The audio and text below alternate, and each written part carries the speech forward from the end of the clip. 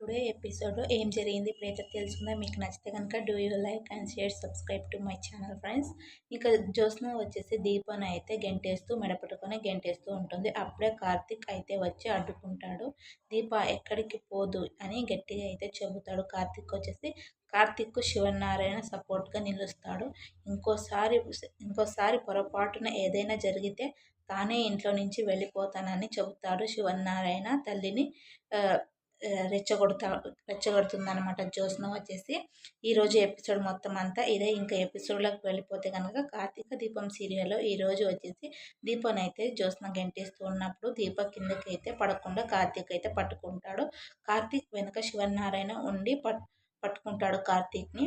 నా భార్య ఏం తప్పు చేసిందని బయటకు అయితే గెంటేస్తున్నారు అనేసి అంటాడు కార్తీక్ వచ్చేసి. ఇంకా దీపక కారణంగా మా మమ్మీ డాడీ గొడవ పడుతున్నారు. మీ అమ్మ నాన్నను విడదీసినట్లే వీళ్ళను కూడా విడదీసేస్తుంది గ్యారెంటీగా.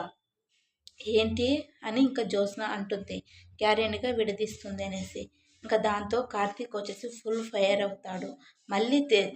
మళ్ళీ తేరుకుని చూడండి, మీరు కళ్ళు తెరిచి చూడండి పెద్ద మేడం గారు, మా అమ్మ నాన్న విడిపోవడానికి మా నాన్న రెండో పెళ్లి కారణం. దీప తాళి నువ్వు తెంచడం వల్ల ఈ ఇంట్లో పెళ్లి అనుకున్నాను.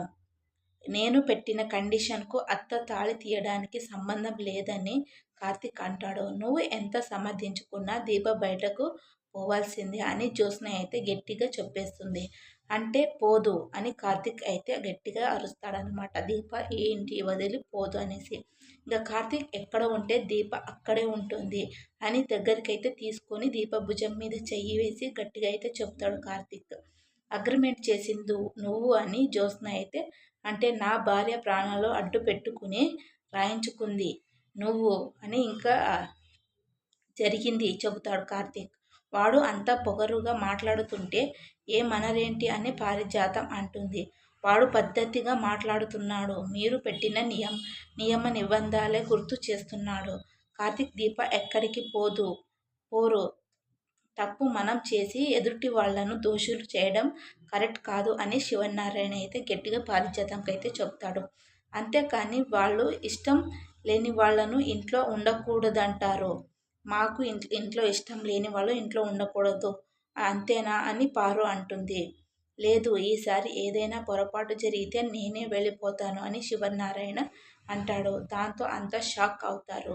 కార్తీక్ దీపన్ అయితే తీసుకుని ఇంట్లోకి అయితే వెళ్ళు అని శివనారాయణ అయితే చెప్పడంతో ఇంకా కార్తీక్ అలాగే చేస్తాడనమాట. దీపన్ అయితే తీసుకొని ఇంట్లోకి అయితే వెళ్ళిపోతాడు. ఇంకా మీరంతా కలిసి మా తండ్రికి ఈ పరిస్థితి తీసుకొచ్చారు అని ఇంకా దశరథ్ అయితే జ్యోత్స్న వాళ్ళ అమ్మకైతే వార్నింగ్ అయితే ఇస్తాడు. మరోవైపు శౌర్యనైతే అనసూయ లెక్కలు అయితే అడుగుతుంది. లెక్క చెప్పకుండా అందులో ఉన్న తప్పుల గురించి చెబుతుంది శౌర్య. ముద్దుల తాతయ్య ఇంట్లో అమ్మ నాన్న ఎందుకు ఉంటారు? మన రెస్టారెంట్ ఏమైపోయింది? వాళ్ళ ఇంట్లో పని చేస్తున్నారా? ఎందుకు పని చేస్తున్నారు? నాన్న సీఈఓగా అని చెప్పారు కదా. మా ఫ్రెండ్స్ మీ నాన్న ఏం చేస్తున్నారు అని అడిగితే ఏం చెప్పను అని ఇంక శౌర్య అయితే అంటుంది. అనగానే ఇది మమ్మల్ని కాదే మీ అమ్మ నాన్నను అడుగు అని ఇంక కాంచన అంటుంది. మరోవైపు జరిగింది ఆలోచిస్తారు జ్యోత్స్న పారిజాతం. ఆ సీన్ కట్ చేస్తే ఇంకా జ్యోత్స్న వాళ్ళ ఇంట్లో గొడవ జరిగింది దాని గురించి ఆలోచిస్తూ కూర్చుని ఉంటారు. దీపం మారిపోయిందే, అమ్మూరులా ఉండాల్సిన దీప అమాయకురాలుగా అయిపోయింది ఏంటే? మామూలుగా అయితే నిన్న జరిగిన దానికి ఎగిరెగిరి కొట్టాలిగా. దీపలో ఇంత మార్పు ఎందుకు వచ్చింది? ఎందుకు తిరగబడట్లేదు? డౌట్ అయితే పడుతుంది పారిజాతంకి. ఇంకా కారణం ఉంది కానీ మనకు తెలియదు అని జ్యోత్స్న అయితే అంటుంది. దీపను ఎందుకు ఉంచుతున్నాడు? అగ్రిమెంట్ క్యాన్సిల్ చేయాల్సిన ఛాన్స్ వచ్చినా ఎందుకు చేయలేదు అని ఇంకా జ్యోత్స్న అనుమానిస్తుంది. మరోవైపు కార్తీక్ దీప దగ్గరికి వెళ్ళిన దశరథ తనను క్షమించమని సుమిత్ర గురించి చెబుతూ అడుగుతాడు. ఇంకా ఆ మాట సుమిత్ర వింటుంది. అత్త చేసిన తప్పు వల్ల మాకు మంచి జరిగింది కదా అని ఇంకా కార్తీక్ అయితే అంటాడు. నా చెల్లి క్షమిస్తుందా అంటూ ఇంకా కార్తీక్ని అయితే అడుగుతారు. నిజమే, కానీ మన రెండు కుటుంబాల మధ్య సున్నితమైన గొడవ జరిగింది. నా చెల్లి నన్ను క్షమిస్తుందా అని దశరథ అయితే అంటాడు. అసలు నీ మీద మా అమ్మకు కోపం లేదు, కోపం అంతా అత్త మీద, కా కాసింత తాత మీదే. అన్నీ మర్చిపోయి హాయిగా పని చేసుకో మామయ్య అని ఇక కార్తీక్ అయితే అంటాడు. సుమిత్ర మాటలు వినడం చూసిన జ్యోత్స్న మాట్లాడుతుంది. చూసావా మమ్మీ, దీప కార్తీక్ వాళ్ళు అడగకుండా డాడీ ఎందుకు సారీ చెప్పాడు? నీ తరపున సారీ చెప్పాడంటే నిన్ను తక్కువ చేయడమే కదా అనేసి అంటూ ఉంటుంది జ్యోత్స్న.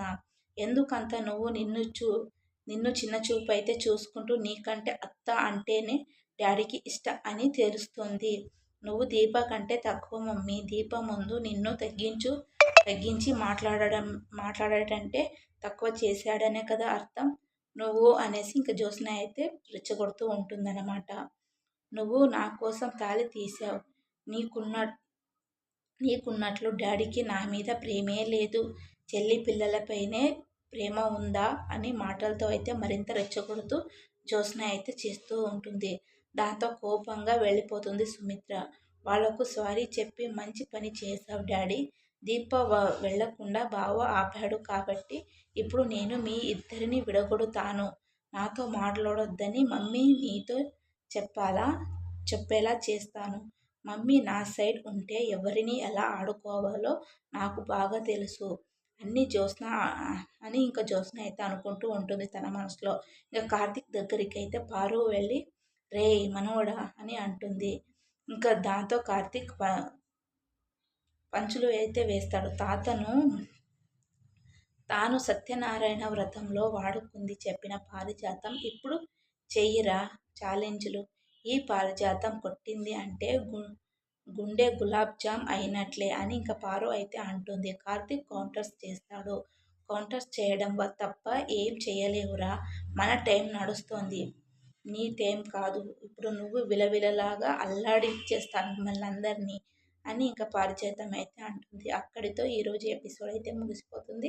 మీకు కార్తీక దీపం సీరియల్లో ఎవరి క్యారెక్టర్ అయితే నచ్చిందో కామెంట్ సెక్షన్లో కామెంట్ చేయండి. మీరు ఈ వీడియో చూడడానికన్నా ముందు కూడా మీరు నచ్చితే ఒక లైక్ అయితే చేయండి.